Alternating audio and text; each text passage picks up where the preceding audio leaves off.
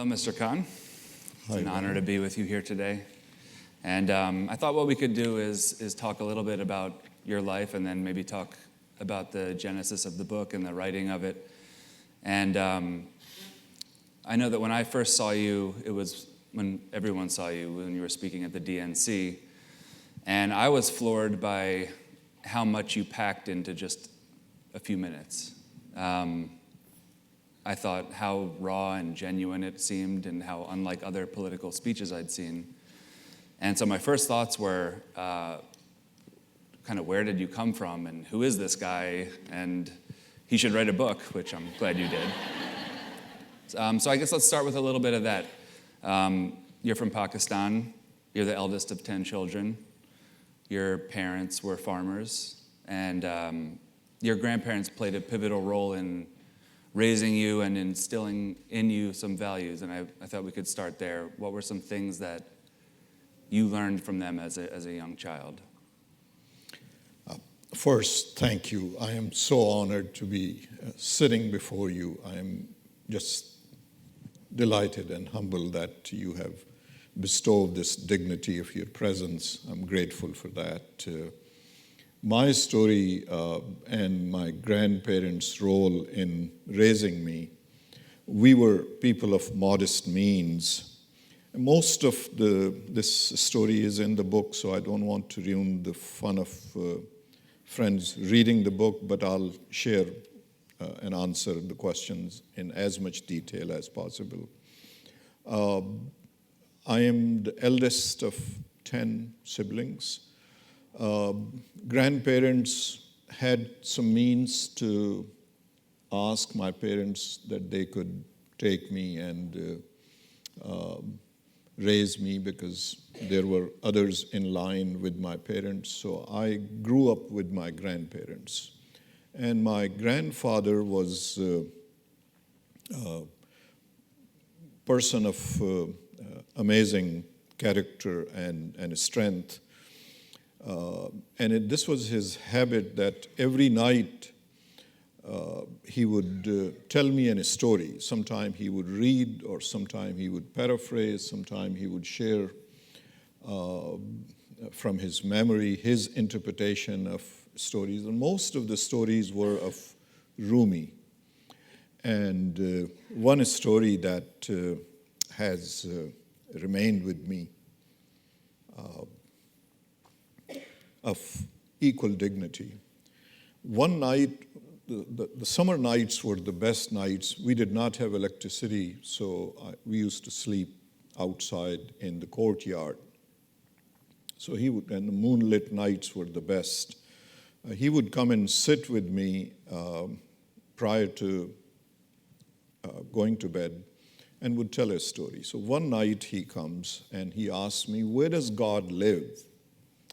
And I didn't know where God lives. I thought we always looked up towards the sky. I said, "He lives up there." And he said, "But where up there?" I said, "Maybe in the mountains. Mountains are very high." And then he said, "Think about it, and we will talk about it tomorrow." So I started to think all night, all day, next day, where does God live? Where does God live? Maybe on the mountains, oceans, forests, somewhere. So next night he comes and he said, "Have you thought of it?" I said, "Yes, I have thought of it all night and all day, and please tell me, where does God live?" And he asked me, "What have you thought?" I said, "Maybe mountain." He said, "If that was the case, the mountain dwellers would have found him." He said, "No, he doesn't live in mountains. Oceans, great oceans, maybe he lives there." He said, "No. And the words that he used to use, I realize now, he always would say, "Our Creator." Where does our Creator live? Where does God live? And I said, "Ocean." He said, "No." "Forest." He said, "No, if it was forest, the forest dwellers would have found." And so I asked him, I said, "I give up, please tell me." And he did not tell me. He raised his finger like this And that moment has left such an imprint in my heart, in my soul. And he said, here, he put his finger on my heart. And he said, that is where God lives. That is where our Creator lives. That is why we all are of equal dignity. It is that had continued that message that was given to me then, that we are people of equal dignity, regardless of our station, regardless of our race, our religion, our faith or no faith. We are all of equal dignity. So it was such an environment that I grew up, lonesome environment, because I used to miss my siblings, my parents. Whenever they would come to visit us, meaning my grandparents, where I lived, I would just be torn when they would be leaving, that why cannot I go with them? I want to be with my siblings, with my parents, but that wasn't meant to be. And to disclose that wish would have been considered impolite, that you're not being grateful. Look what you have here versus less what they have there. So out of gratefulness, I kept that to myself, and life moved on. And you ended up going to university, and you were the first member of your family to go to college. And there you met Ghazala, who later became your wife. And it's a great section of the book because it's kind of this very earnest love story. And she seems so far kind of out of your league. No offense. That's nothing that... She still is. She still is. But you say it in the book. It's kind of from a different world and a different background from you. And you're a student there, and you have very little means, and you want to impress her and get her a gift. And you start thinking, well, what could I get her? And what you get her is something that I think ends up making all of us other spouses look pretty bad, but you can tell it. Ben is determined to make me cry, but here we go. I will honor your question. I didn't know what it was her 21st birthday, and she was 21 and I was 22, and I was law student. She was studying Persian literature. She has taught Persian literature at Women's College afterwards. But anyway, and this is our first few months that I have known her, and she's celebrating her 21st birthday. And I thought, what could I give to her? She has much more than I could even imagine: the jewelry, the clothes, the gifts, everything that a person wants in life. And so I couldn't think of but something that would mean to me and to her. So I, few rupees, meaning few pennies that I had, I went to a place called Tolinter Market. That story is in detail listed in the book. There is a section on that. So I went and I got something for her, wrapped it, trying to hide it, and we both lived. She lived in women's dormitory, and I lived in men's dormitory.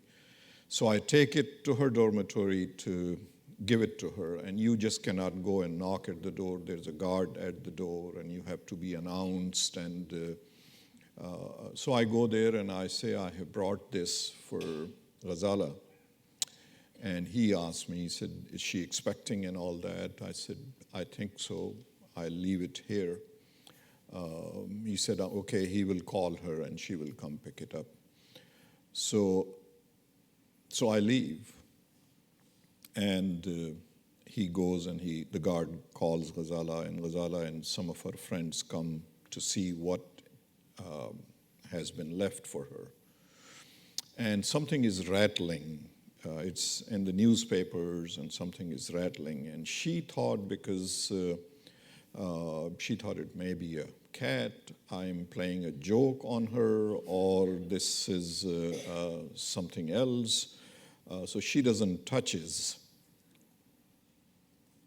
And she asks her friend to peek inside. What is inside? What is rattling and all?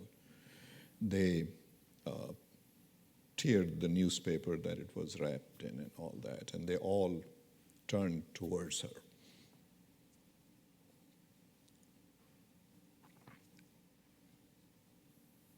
Saying to her, he really loves you. And they carry this, and she said, come and look. And she looks inside, and she's all little embarrassed, little shy, and they carry it and all of this. And inside I had placed a card. They take it to their room, and the word gets around throughout the dormitory, so everybody is coming. Now they have torn the newspaper, and there are 21 sparrows in there. And with a card that next morning, please release them. And when you will release them, each one of them will send you blessings. And those blessings will last all of your life. So that's what they did. Next morning, they all gathered, and the whole dormitory was there, and her friends, and they were releasing the sparrows, and each and every one of them were flying into the sky. And so that was my first gift to Ghazala. So,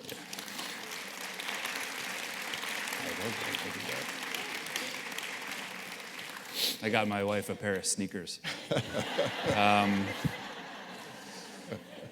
But while you're in the university, another very pivotal moment in your life happens, wherein you read for the first time the Constitution, and I'd like to just ask you a little bit about what struck you so much about it, and how did it compare to the situation that you were living in Pakistan at the time? How was it different, and what was it about it that kind of energized you so greatly? Yeah. My love affair, people sometimes ask, why are you so passionate about Constitution? Why are you so passionate about, there are millions and millions of immigrants that come here and have made so much successful life for themselves and all that. Why are you so passionate, and why you speak so passionately? So to answer that question, there is great detail in the book, but my love affair with the Constitution of the United States and its founding documents started in 1972 when I was 22 years old, second-year law student.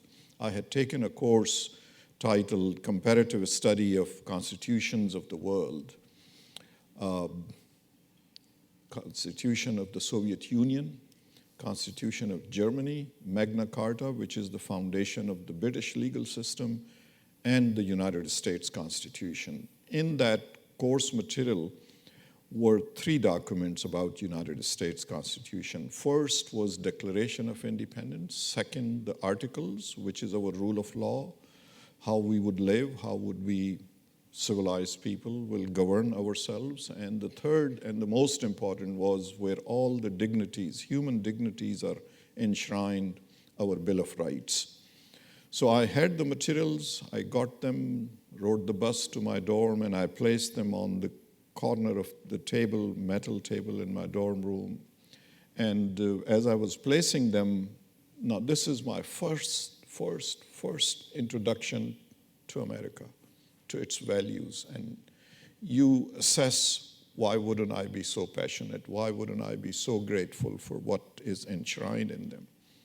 I look at the piece of paper that is on top. The very first page says Declaration of Independence.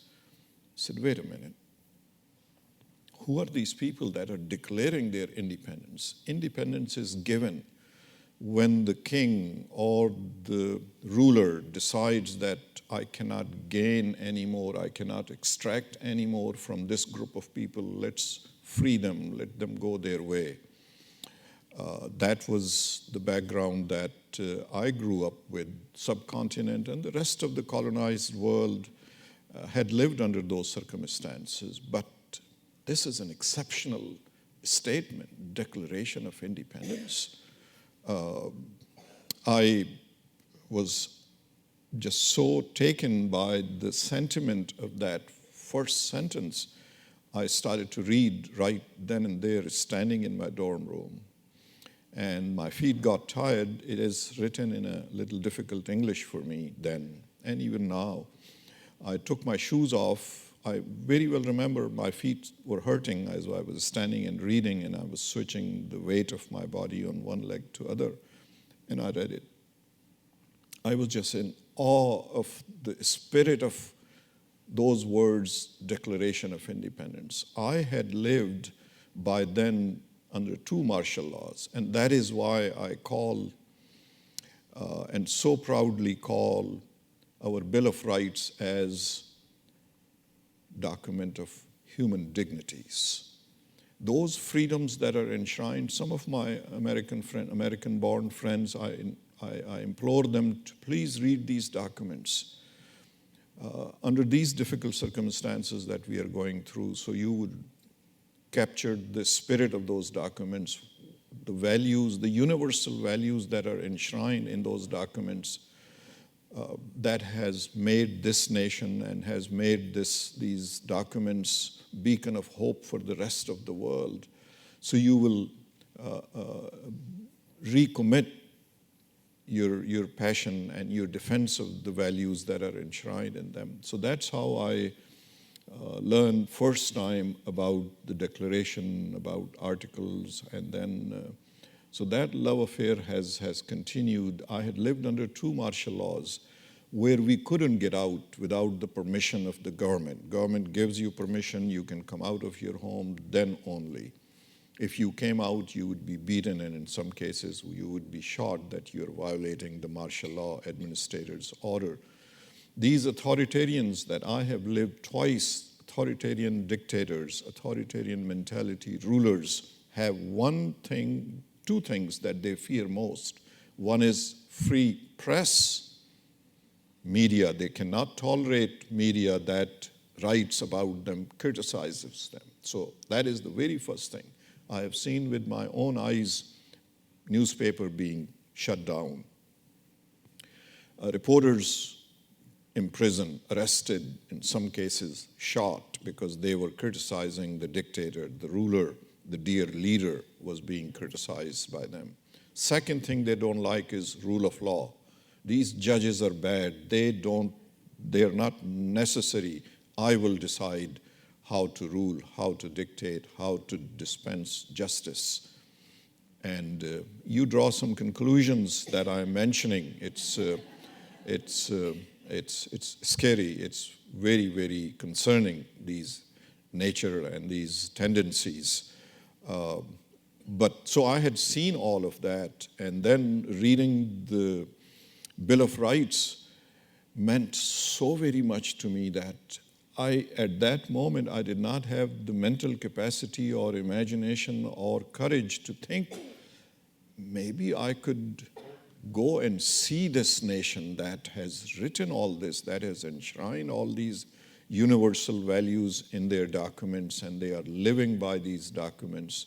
So that was, later on, it became a dream, and then here we are. So when you do finally come to the United States, you end up in Texas, in Houston. And what were your first encounters there with Americans like? I mean, did you meet a bunch of different kinds of people, or kind of how did it?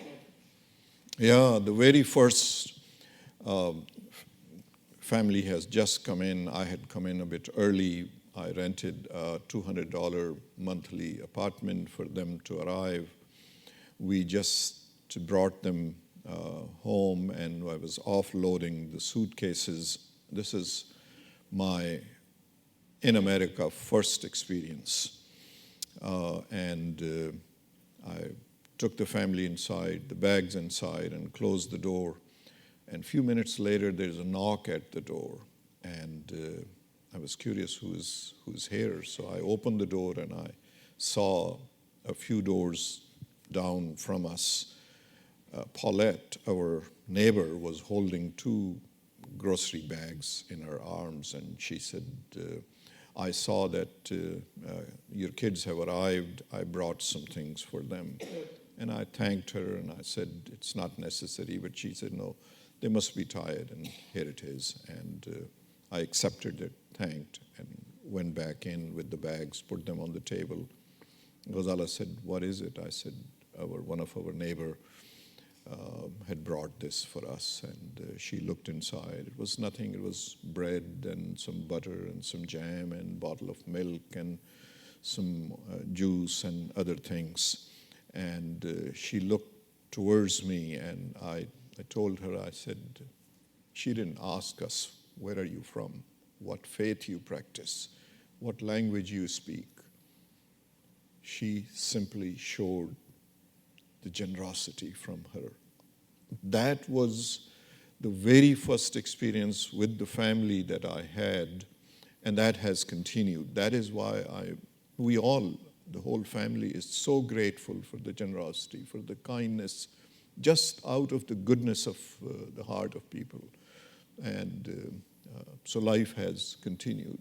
And one other first experience that you had there, which I thought when I was reading the pages that you were writing in the book, I thought this couldn't be true, was that you kind of walked into the DMV and were astounded by its efficiency. No. Your perception of Department of Motor Vehicle will change. Let me say this. I go to get my license, and this is first time stepping into the DMV, and I go in there, and there is a number dispensing machine. Everybody is walking in, few ahead of me and a whole lot behind me. We are all taking the numbers, and we go and we are taking our chairs and sitting down, and then there's a counter. People are being called by number. And believe me, I'm a lawyer by education and by profession. Even then, I knew something about rule of law. Under rule of law, every citizen is treated equally. The very first thing I noticed was that regardless of what they were wearing, regardless of who they were, everybody has to get the number, come inside, and sit down and wait for the turn. America's rule of law was at full display in DMV for me. So it is that everyone has to go through the same process, because the background I had, what I had seen, that if you're cousin to the administrator, if you're son of the minister, if you're 3 generations away from the governor, you simply walk in from the back door, you get your license first, and then the rest of the world has to wait. But that was the first expression, and I was convinced that I have come to the country where rule of law prevails. Oof. So, you talked about your law degree, and you ended up getting a law degree from Harvard. And I was curious, it seemed to me like you could have probably gone back to Pakistan where some family was, and probably lived a very lavish lifestyle there, but you chose to stay. And I was curious whether you thought about going back, or if you knew from the first instant that you were gonna stay here. no, initial thoughts were that I will go back and I could teach there, I could practice law by having degree from a foreign country, especially United States, puts you in a position where you could live more comfortably. But then, and we had that conversation and that discussion with Ghazala, that we deliberately decided that we will not raise our children there. We will raise them here. They have been blessed this opportunity that they can have all the dignities and the decencies and the goodness. Sometimes when I talk about these experiences, people begin to think that I am not aware of the deficiencies that exist among us in the United States. I am fully aware of it. I am fully cognizant of it, how much work needs to be done, how much farther we have to go in equality, in fairness and all of that. But believe me, this is the fairest and this is the most generous country in the world and the nation in the world. So we wanted to raise them here. It was their education, it was our preference that we will go through the difficulties, whatever lie ahead, but we want our generation to live under these values that we enshrine, that are enshrined in our Bill of Rights, the liberties, the dignities, and quickly the experience that I had when I took the oath of citizenship, and I implore all America under these difficult circumstances to read the oath of citizenship that all citizens, all immigrants take to become citizens. I entered in full realization what I did not have: no freedom of speech, no freedom of assembly, no freedom of practicing my faith. I took the oath. I'm given a certificate. To everyone, it means just that piece of paper. But to me, it meant so very much. I literally felt as if I am a person of some dignities that I did not have. It was that overpowering moment in my life that I remain very cognizant of that, even today. And I think that those values you instilled in your children. And I know it can be difficult to talk about Humayun, but do you think that he felt that from you? And did he feel a call to his country, do you think, just from how he grew up and how he was raised to join the army? Yeah, University of Virginia and its education had amazing impact on him, Thomas Jefferson's University. By the way, from the proceeds of these both books, there is another one which is called This Is Our Constitution, especially for middle school. That's a long story, how that came into being to serve our middle school students. This is our Constitution. The proceeds of both of these books are going to the scholarship that we have established, need-based scholarship at University of Virginia under Captain Humayun Khan Memorial Fund. So some good continues to come out. So he was made in United States. We brought him only 2 years old. We used to take him to Jefferson Memorial, read the books about United States and the goodness of this country and how our civil rights leaders have struggled to make our country better, our nation better, how that struggle, even today it continues, how the Vietnam era difficulties that this nation faced. We used to read and share with them whatever I knew, whatever books could explain to them. So they became avid reader, especially Captain Humayun Khan. And I intentionally call him Captain Humayun Khan to pay tribute to those men and women that serve in uniform today and that have served before, our veterans, members of our armed forces. That's my way of paying tribute to them, calling him Captain Humayun Khan. So he was made right here in the United States. He learned everything from here, studied at University of Virginia. Serving others was his motto. And he lived his life under that principle. The last moment, that's what he was doing, serving others, saving the people that were under his responsibility. I have so much more here, but I think we want to get some questions in too, and so I think we should open it up. But thank you so much for talking to us.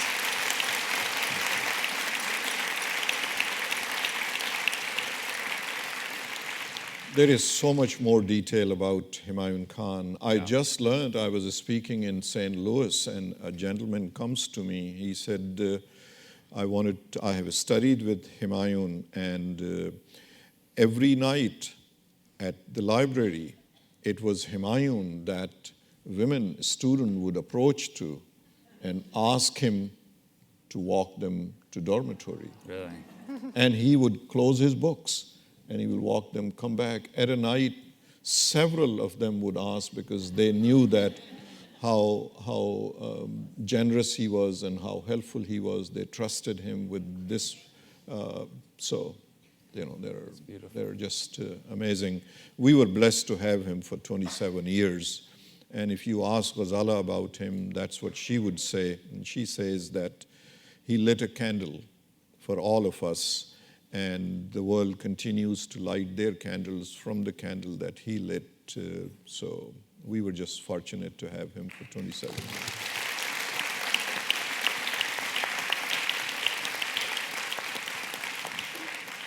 We have a question over here.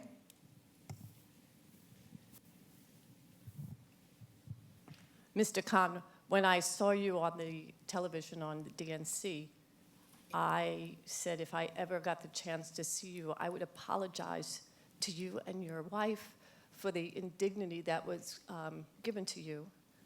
And a blind man could see the pain on your wife's face. And as a mother to some boys as well, I deeply apologize for our country's disgustingness, deeply. Thank you. Thank you. I have a question, Mr. Khan. Your beautiful book is a memoir of hope and sacrifice, and I think we all honor you and thank you for your sacrifice. Can you tell us about what gives you this amazing sense of hope that you have constantly? I'm not counting these gatherings, but communities have invited me since August of last year. I have appeared before altogether 166 communities throughout the nation. And amazing hopefulness, amazing concern exists throughout the nation. What direction have we taken after this election? This is not the direction that is American direction. That is not the direction that our founding documents contain. This is not the direction that has made us beacon of hope and one of the good nation, fair nation in the world. So whenever there is this type of concern, and they ask me, what do you say now? Where do we go from here? And my suggestion to everyone had been, all communities. I come from Charlottesville, Virginia, and you saw the results of Virginia. It is that. That is how we are going to take our country back and put it on the track that our forefathers, our values, these universal values that has made us beacon of hope for the rest of the mankind will continue, bring it back on that path, regardless of our political differences. Those are part of democracy. One side feels one way, the other way, but we conduct ourselves in a civilized manner. The civility has just totally disappeared from public discourse. Therefore, as people of democracy, we must conduct ourselves with civility, regardless of the ugliness that the other person is displaying or the other side is displaying. We, as firm believer in democracy, must conduct ourselves with civility in our discourse. Second thing is we must serve our nation as citizens, as patriots. This is how we serve. At minimum, we get up on the 7th of November and we go and we stand, come rain or shine, we vote. We vote. And if you wish to do more, organize yourself as a group, speak to your candidates, be candidate yourself. Look at Virginia, what has taken place there. The whole nation has watched. I campaigned for all of these candidates that were there, including the candidate that won the governorship of New Jersey. I spent a full day with Phil Murphy telling our patriots that our time has come to stand up, our time has come to serve our nation by making sure that we go and vote. The more of us participate, the more we take charge of the destiny of our nation. So that is my humble suggestion. That is where I drive hope. This Virginia and New Jersey results have confirmed that my sense of hopefulness throughout this nation. And you will see we will continue to make the difference one state at a time, one community at a time, and we will put our country back on the right track. Our democracy is under attack, under cyber attack from within this divisiveness, from outside, those who do not wish us well. So never underestimate the impact of this divisive bigotry that exists among us, that people display in various cities. Charlottesville, you saw on August 12th, I watched with my own eyes the display of the Nazi flag that we thought we had buried by giving thousands of my brothers and sisters, my sons and daughters, their life in Europe, to bury it there, to not bring it back here. I saw the display of it there. Therefore, to put our country on track, all of us must participate. Whatever station we are on, we must participate in strengthening the democracy and making our voice heard. Virginia is the example. New Jersey is another example that we can make the difference.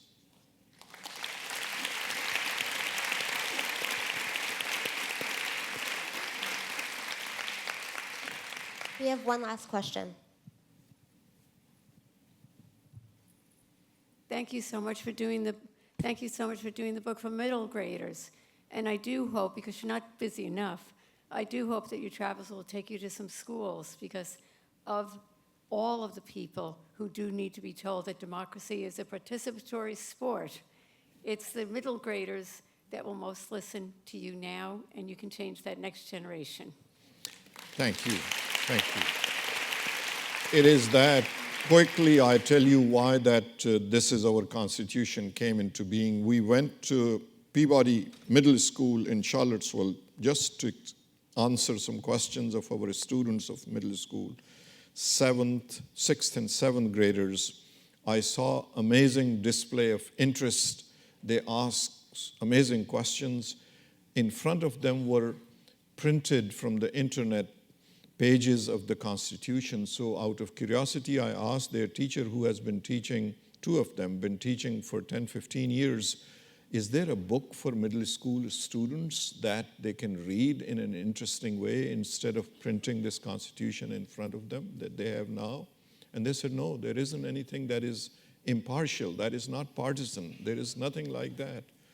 So we quickly came back to our friends at Random House and we asked them if they would help us put together, yes, on the 20th, we are taking that gift which is dedicated to our middle school students, and we are taking it back to present it to them on 20th, and thereafter it is available to, and students are receiving it with such an enthusiasm, our middle school, because that is the time to introduce them to our democratic values, the goodness of this country and this nation at that early age. If we can harness their attention at that moment, I think we will serve not only ourselves, but our democracy. And when I say use the word democracy, people begin to think there is something in the pages of literature, and not at all. Democracy means self-governing.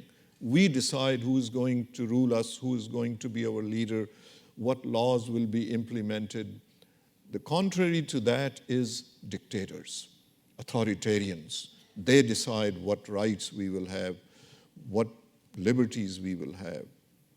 We rather have democracy. We rather govern ourselves. We are civilized people, and we are of equal dignity to the rest of the mankind. I have sat in those meetings where other countries and their leaders have come to learn about our rule of law, about our judicial system, to whom our current president calls so-called judges. Not at all. This country has one of the best judicial system. The flaws of our criminal justice system exist, I fully agree, but we have one of the best judicial system. We have one of the best legislative system, and that is why it was attacked from those who do not wish us well externally, from outside. They saw that if we can take away the credibility of the process of electing representatives, I think we have done the damage to American democracy. Therefore, now this nation is aware of the malintentions, malice that is coming from outside. That has given this, yes, there is economic concern within ourselves. We should deal with that. But what has happened, that economic concern has been exploited and has made so divisive that intolerance has become animosity towards one another, has become a danger to our togetherness, to our society, that we cannot conduct ourselves. So we must all be aware of those issues that still exist in our country, in our society. We should deal with the economic unfairness that exists, but that should not be an issue. These so-called politicians, they're exploiting it, separating us and creating divisions among us. Not at all. That is not our character. It is an anomaly that took place in the last election.